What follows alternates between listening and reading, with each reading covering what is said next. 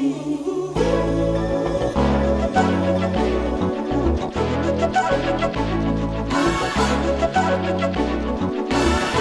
all fair.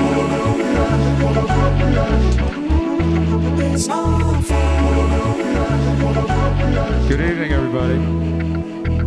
I just found the keys to a city. The beats are big and the lights are pretty. So why can't we go to the busy where the dreams are in the sky? And that's There You Are by Pogo. And yes, here we are. Welcome to Lost Mannerisms. I'm your host, Forrest. And I'm Al. Our co-host.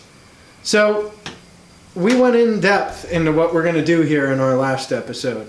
So We're not going to do that again. No, we're not going to do that again. If you really want to see it, check it out.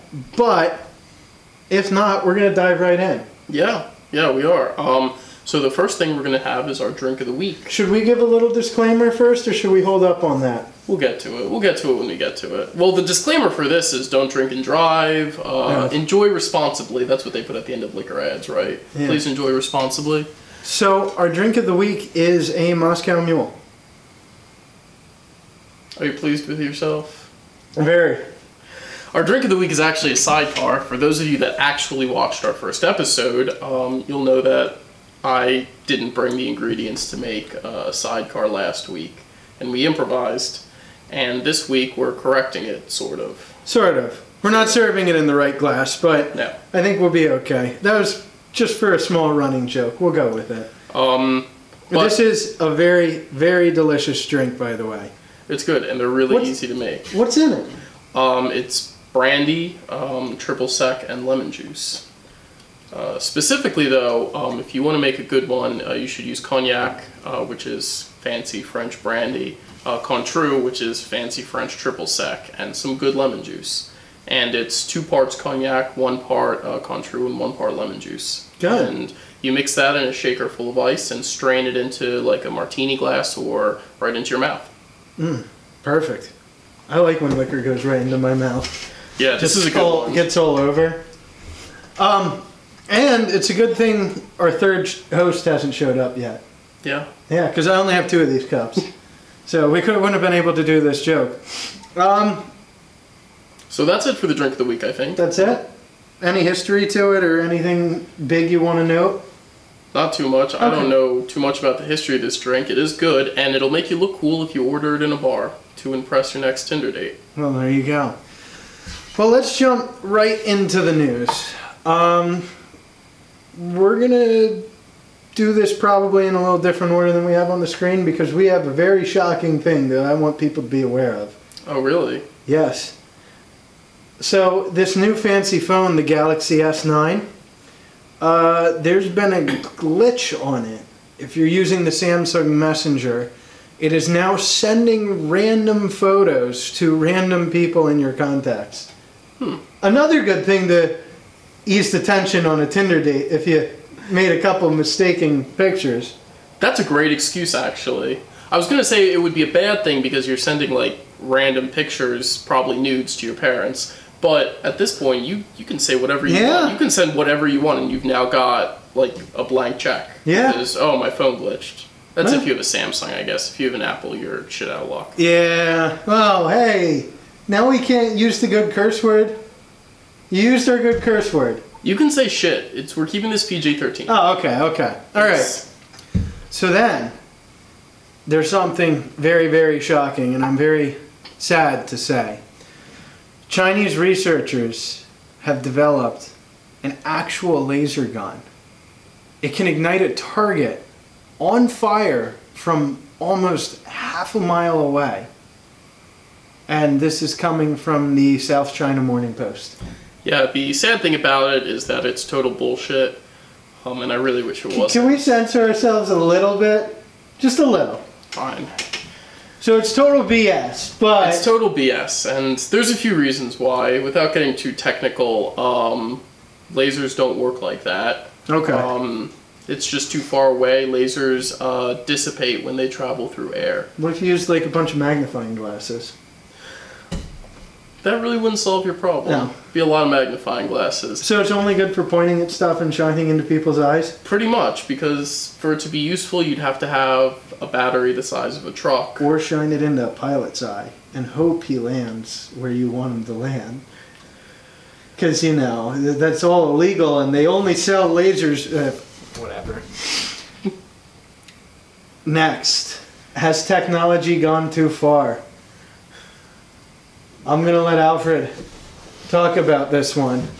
This has popped up in, I think it was just this past week, actually. Yes. There's an online game called Roblox. I'm not actually entirely sure what it is. It's like a kid's game, though, like a social game. Yeah, it's like Club Penguin. Yeah. Yeah. Yeah, except you could do some very... Well, apparently you can do some upsetting things. A 7-year-old's avatar was, and to quote the news article, violently gang raped in the video game. This is a video game for kids. Yes. This is like kids socializing. Yeah, like Club Penguin for... And what's the VR one?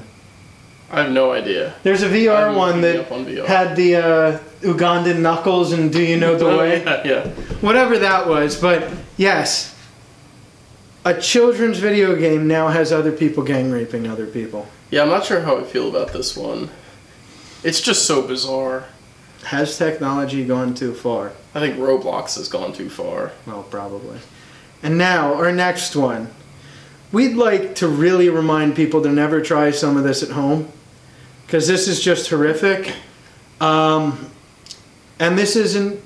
We had some complaints about last week. Just light ones. But we're still going to say this isn't directed at women. This is directed at everyone.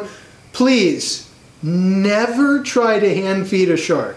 No matter how cool it sounds. We had this video, and we're going to pull it up right here. And this woman goes and hand feeds a shark, and... Well, it doesn't end well for her. It does. Look at her. She just gets sucked right into the water. And hopefully you'll be viewing this through the magic of post-production. Right? Yeah, hopefully. And hopefully that scream gets cut out. They look like calm, peaceful sharks, but she just that shark didn't even try. It just went, yup, gone. Fortunately, there were people around, grabbed her, and I don't know the extent of her injuries, but I know she has not been completely consumed by sharks. That's good. Yeah. Embarrassing, but good. Yeah.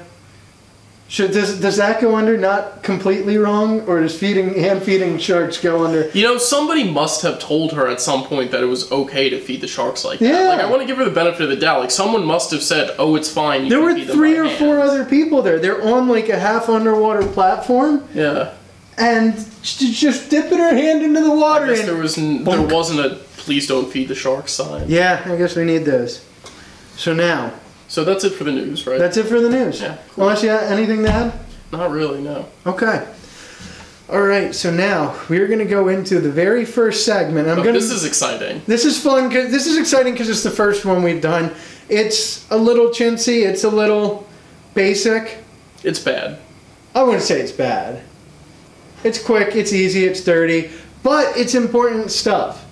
Now here's our disclaimer. Please do not listen to solely us. Read your owner's manual. Read your owner's manual.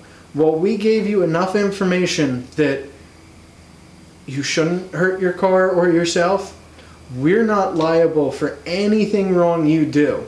So make sure you read your owner's manual and get exactly what your car says should be done to it. Yeah. And use some common sense. And use some common sense.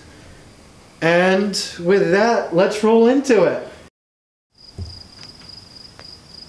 Welcome to the first segment of Lost Mannerisms. We have a very light one to do today, but it should be good. Alfred, what are we doing today? Well, today we're going to be taking a look at some important checks that you do in the cars. We're going to be looking at our tire pressure, and our oil, and our coolant levels. So these are all basic things to keep you on the road, keep you going, make sure you aren't broken down on the side of the road, and yeah, real easy. We find not a lot of people know some of this stuff. There are a lot of people who do, a lot of people who don't, but these are things that every single person should know. Alright, so here we are on our first check. Now, first off, I'd like to state that all of this information should be available to you in your owner's manual. You should not hold us accountable for any specific information that we go over, because we are not liable for anything you personally do to your own vehicle. We're just trying to give you a general idea.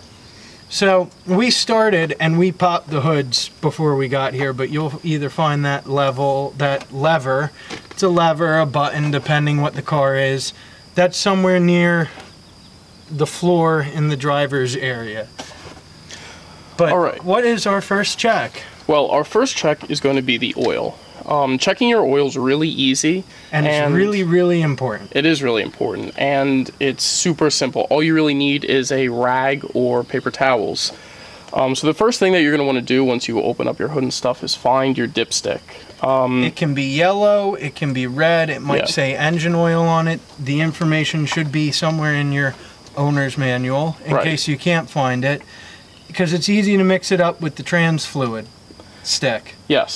But if it says engine oil, you're pretty safe. Yeah, generally it's going to be around something that says engine oil, whether your dipstick says it, or in the case of my car, there's my engine oil fill cap. Yeah, fill cap right there. So we'll get started with it, and it's really simple. All you do is pull out your dipstick, and it should be covered in oil at this point, especially if your car's just been running. And all you're going to do is wipe it off and reinsert it into the little tube. You wipe it off so you can get a better idea of what it says, because if it's been running, it splashes oil all over the stick. Right. And so when you take it out, you should be able to see oil on the top of it. Now, specifically in a region they call the operating range. Right. So it may be hard to see on film, but on my dipstick here, there's a couple markings. There's a little min and a little max, a checkered area in the center, and then two little holes drilled in it. And that's basically marking out where our operating range is. As long as you're somewhere in that range, you're safe. If you're above the range, you have way too much oil in the engine, bad things can happen. If you're below that range, you have too little oil in your engine, and what can happen? Well, your engine will blow up. Bad things is good enough. Bad things. So that's what we're doing when we're checking the dipstick. We're looking for where the oil comes up to on that line. And that's as simple as that. And when you're done with it, just make sure you put that all the way back in. It clicks into place, it twists into place, depending on what your car is. Otherwise, you're good to go. So just really quick to show that we aren't, that on the cars, it's cars, pickups, trucks. It's all basically the same thing, different location, different this, different that. You just have to look in your owner's manual. Mine happens to be in a really bad spot, and you almost have to climb up on the tire to reach back into it. And you go down, and I didn't just run my truck, so it's right there. And I am right in that little checkered range. I am good to go. Wipe it off, put it back in. Maybe. There we go. Put it back in, and we're set. So the next check we're going to be doing is also really easy, and this is our coolant level check. One of those things that's easy but important. It is very important. If your car starts running without coolant, you can seize your engine up and you'll ruin your car, basically. It overheats. I would say the oil is more important, but they're absolutely. But I've seen a lot of people think they can kind of get away with running their car really hot, and it causes a lot of long-term damage. Yeah. So pretty simply, this is actually really easy and convenient on my car. A lot of times you'll see these clear like reservoirs, and if you look closely, there will generally be some sort of line, and mine says minimum and up here maximum. And as long as your coolant is within those min-max range, your car is going to be running okay. Some cars have a lot bigger of a range than this. Some cars say coolant on it. Some cars have a picture of a radiator, of some heat waves. They typically all say do not open when hot. Yes, that's really important. When this stuff gets hot in the car, when the car's running, it boils, basically. Well, And it expands and it creates pressure, Right. and the caps And hold if you anywhere were to open this when it was very hot, you risk spraying yourself with hot coolant. So if you ever find that you're running low on coolant, maybe you have a leak, which is generally why you'd be running low on coolant, make sure your car is at least relatively cool before you go to open this lid up and pour in more water or coolant or whatever you're using, really just water or some coolant mixture, whatever you're using to top off your radiator. Typically, you want to run a 50-50 mixture. We'll get into that later at a later date, but And it's as simple as that, really. for now, we'll say it again, follow your owner's manual.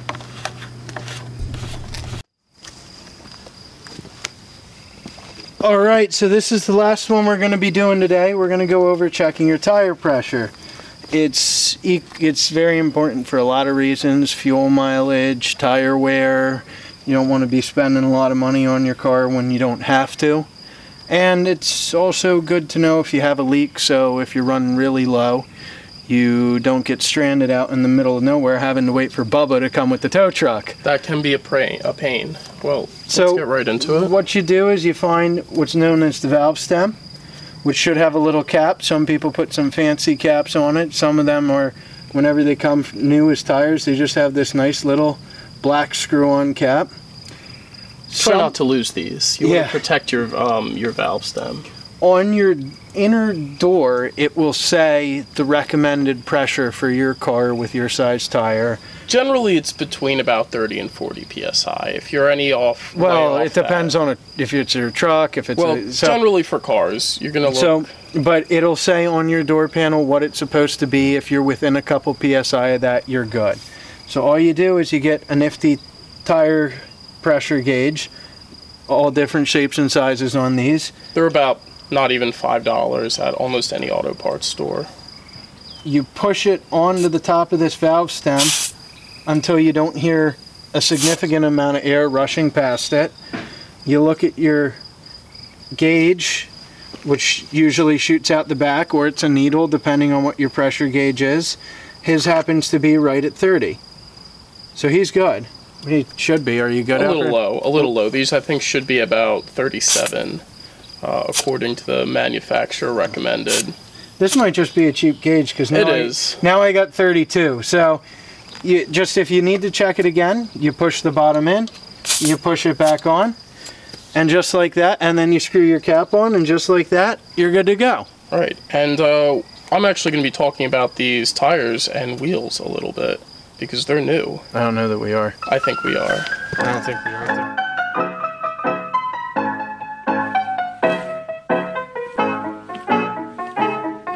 All right.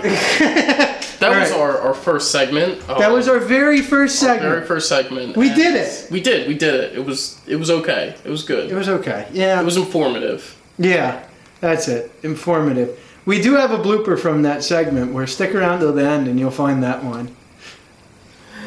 Okay.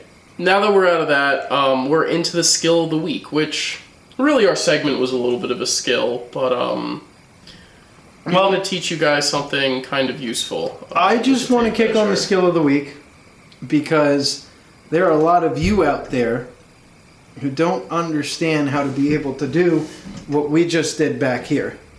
We did this in about 3 hours. We were just screwing. Well, I didn't. Oh yeah, Mr. I'll be there in the morning. I was busy. Morning runs around till about 12 o'clock. Hey, Al, where are you?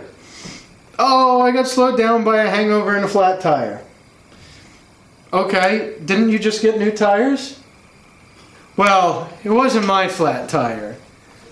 Well, and then he never answered me again. It wasn't my flat tire. Well, whose flat tire was it? Well, I was with a girl. Oh, She's a lot prettier than you. well. No offense. Did you not have a tire pressure reader? Like, what? It wouldn't have helped. Her tire was completely flat. Oh. Yeah. Was it flat when you left? Well, yes. Why'd you drive off on a flat tire, Alfred? Well, we didn't drive off on it. We looked and said, "Oh, the tire's flat." Oh, okay, all right. So at least you did the little walk around check. All right, Yes. all right. Well, so we've noticed there are a lot of people who don't know how to read a stinking tape measure. Who have These you are- met that doesn't know how to read a tape measure? Be honest. I was How in a many dorm people? of 40 people. I had to give. I was building And you a surveyed patio. them all. I didn't survey them all. I was building a patio for the dorm, and I had to teach the most physically hands-on knowledgeable people. There was one person there who knew how to read a tape measure. I don't believe that. It's like a ruler. You learn how to read rulers in Yeah, it's preschool. Yeah, it's a but ruler that extends. it's a ruler that gets longer. Anyway, yes, it's a ruler that gets longer. If the ends are set, so if you push up to something, it gives you a measurement. If you pull away from something, it gives you a measurement. It accounts for the thickness of the end. It has feet, inches, half inches, quarter inches, eighth inches, and if you have a really nice one, it has 1/16 of inches on it. But that's good for stuff like this, trim, so you can get it. It's a tape measure. It's a tape measure. The whole point of this was to transition into talking about our nice new set design, which we did not do, but Well- it is here now. It's here. It's still changing. We cut off my phone number from the bottom of this farm for sale sign. And it's actually a pretty cool sign now. I like it. Yeah. Well, we just don't have to keep censoring it. Yeah. Like that big black bar we had the other day. That was not post-production. That was an actual censor bar. Yeah, it's crazy those. I liked it. I kind of want one for real life. A censor bar? Yeah. What, so you can walk around in public and oh. No, so I don't have to look at people. Oh, okay. Well, we actually did this whole backdrop with old tongue and groove board that we had laying around. It was finished on one side, you know how old panel boards always finish. Like there should be some guy talking about a sausage pizza and some old 70s music rolling around. But all we did was flip the boards around. And we're probably going to put some teak oil, some sort of surface finisher on it. Nothing fancy. We still want it to look rugged.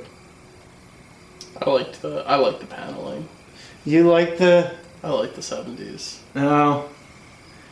Austin Powers comes out. Yeah, baby, I want my paneling back.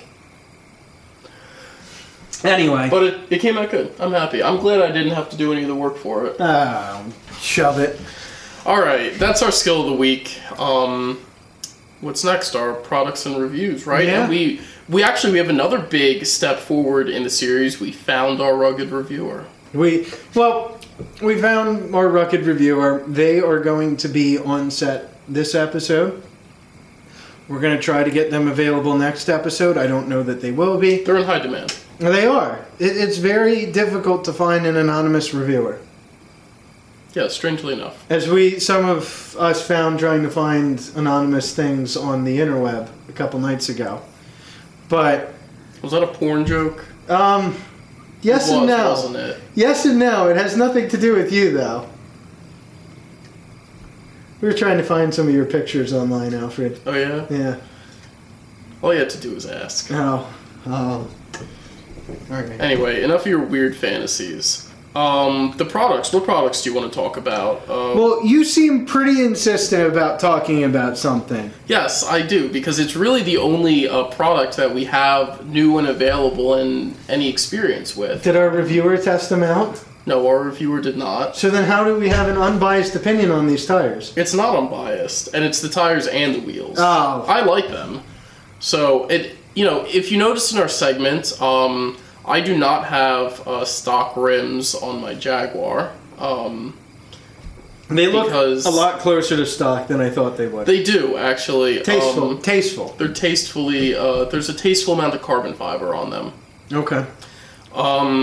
Yeah, my rims were pretty messed up. One was cracked and one was bent, and I needed all new rims and all new tires. You know, you're not supposed to drive into things, Alfred. Well, I didn't drive into anything. That was from, I'm sure you remember, the last time I crashed my car. Your But that's tires have just- been cracked for 4 years? Yeah, the insurance company said, well, they're safe enough to drive on. That's like your doctor saying, oops. They're not good, but they're safe enough. Well, they were long overdue for a change, but in any case, I got a new set of wheels and tires. Put a set of Continental Extreme Contact DWS06. I have If no you want idea what any of the that full means. technical name. They're like ultra high performance all season, I think is what they like brand them as. They're good tires though if you're looking for a set of all season tires for your car. And the wheels though is what I'm actually interested in, are kind of cool. They are pretty close to stock. They're tastefully aftermarket, which is hard to find. Yeah, they are.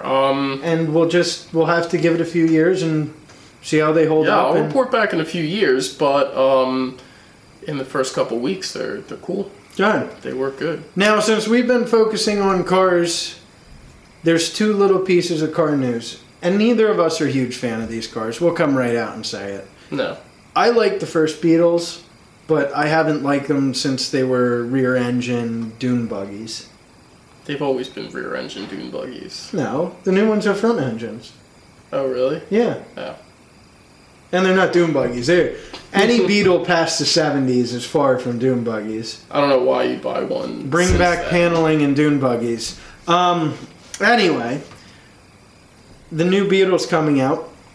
It's going to be electric. Yeah, they're gonna do an electric one. That's actually kind of cool. I like electric cars. As long as it's a Tesla. Well, Tesla was supposed to come out with a motorcycle. They were rumored for months and months, and then Elon Musk said, "No, I almost got killed on a motorcycle." So Tesla's not making any. If I want an electric motorcycle, can I just strap an electric motor to my bike? I guess. I'll look like just as much of a weenie. Oh no, these things look cool. All the pre-production pictures, they look sweet. But anyway, the new Beetle, electric, 4 doors. Yeah, that's gonna be kind of cool. I'm excited for like actual electric cars. I like I like going fast. generator and electric. I like engine over electric, like the Fisker was. Diesel locomotives, things of that nature. We're getting into the weeds. Yeah. Another car that we're not particularly impressed about, but it's a good car for the money. Is it? If you're already spending Okay, Hyundai it's the prices, Hyundai Veloster. Yeah. Which If is you're- actually a cool little like looking car. I think for I've what seen that. it is, it's cool. Yeah, And I knew someone with one like a couple years ago when they first came out. It is cool looking, but it's a Hyundai, so have some dignity. But if you're strapped for cash, this car is... It's a half decent looking car. It's supposed to be sporty, and it's got a decent Buy a price used tag. car. Yeah.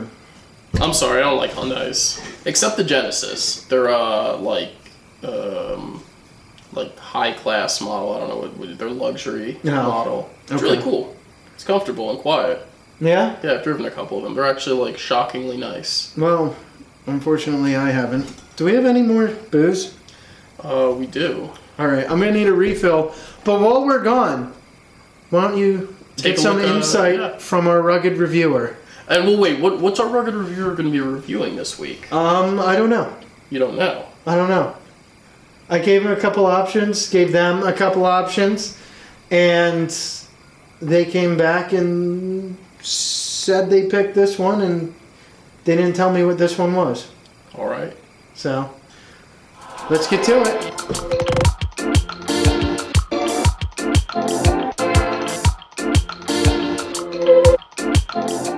I'm your host Al, and this is going to be our first rugged review segment. This is like the first real man-on-man action we've had on this show, and I've been waiting to make that joke for a while. So with me here we have our rugged reviewer and our product. I'll hold it up for the camera. These are Soft Fit EX disposable foam earplugs, and just a little. Just to preface this a little bit, our rugged reviewer, we're keeping his identity a secret to protect him and to make sure he doesn't get free stuff. So for any plugs that we do here, we want free stuff. So please send us things. But But the way we're going to do this is I have kind of a list of questions that I'm going to be asking our rugged reviewer, and he's going to go through and demonstrate our product, and tell me how they work. He's had a little bit of time and a little bit of experience with these, though, so it should go smoothly. So I'm going to start off by handing you these and asking you to take them out of the bag.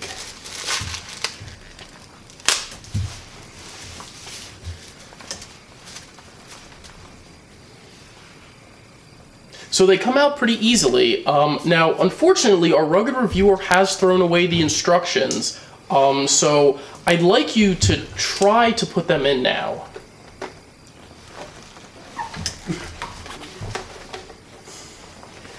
Now, I should say, we had an incident earlier, and unfortunately, our last rugged reviewer choked to death on, It's a common problem, more common than one might expect. Now that they're in, I would like to ask, how do they work? Huh? Can you hear me? No. I guess they work. Now, I should mention that these only work when they're in your ears, so I'm not sure why you can't hear me right now. What's that? Effective. Effective and stylish. I'm really a fan of the little blue thing. What do you think of the little blue thing? Our rugged reviewer is not a fan of the little blue thing. But overall, I gotta say, out of 10, how would you rate those? 3. 3. And why is that? They don't go in my helmet. That's a good point. I would not have thought of that. So, I think the takeaway from this is, if you're a normal person with regular ears, these will probably work pretty well for you. They're just foam earplugs. They're really simple. If, on the other hand, you wear a motorcycle helmet around all the time and you can't read instructions, these are not the earplugs for you. Wait, yeah. Well, that was for me. Yeah, I know. He didn't want another drink. I want another drink. He didn't. I didn't even realize he was just air measuring mine. Yeah, I didn't really care about yours that much. But it turned out good. It's better than, I think it's better than your first one. It turned out good. I know what I'm doing. What can I say? Anyway, that was our rugged review by the rugged reviewer for soft fit earplugs. Soft Fit EX earplugs. Really a revolutionary product. Yes. I like the little stringy thing that keeps them attached, yes. so you can kind of like drape them around. Our rugged reviewer really liked those. That was good. He almost choked on them in the first thing. You won't be seeing that, so I would recommend keeping these away from small children. Yes, there's a little bit of a safety hazard involved in these. But if you know how to use them, the final conclusion was it keeps the noise out. Yes, it does. Most of the noise. Maybe. Right. Maybe. Our rugged reviewer did have trouble holding a normal conversation with them in, though. I think our rugged reviewer might have trouble holding a normal conversation on a normal basis. Say, that is because he has trouble speaking. Oh, well.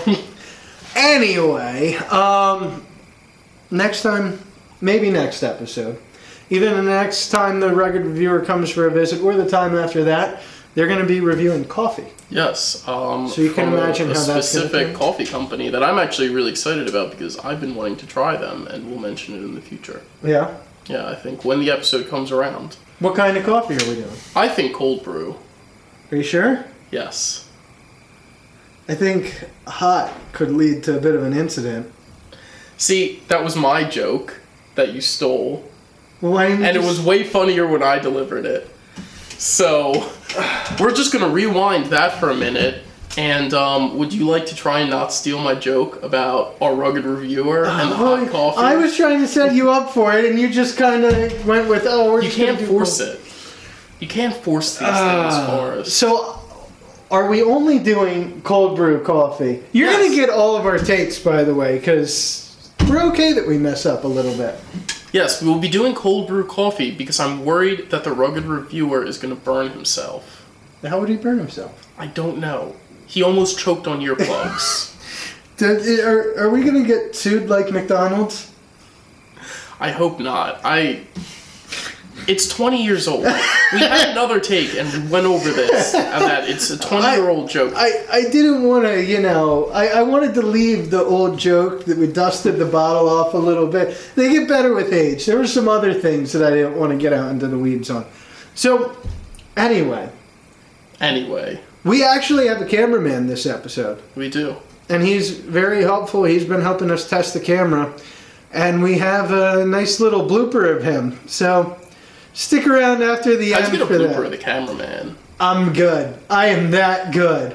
Who films the cameraman? The cameraman. Oh, man. Nobody knows.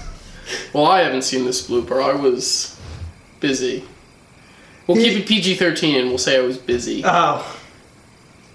Who's going to get the fat top? What? The laptop. The fat top. Anyway, that's our show, guys. We're going to listen to some Pogo playing us out and stay tuned for that blooper.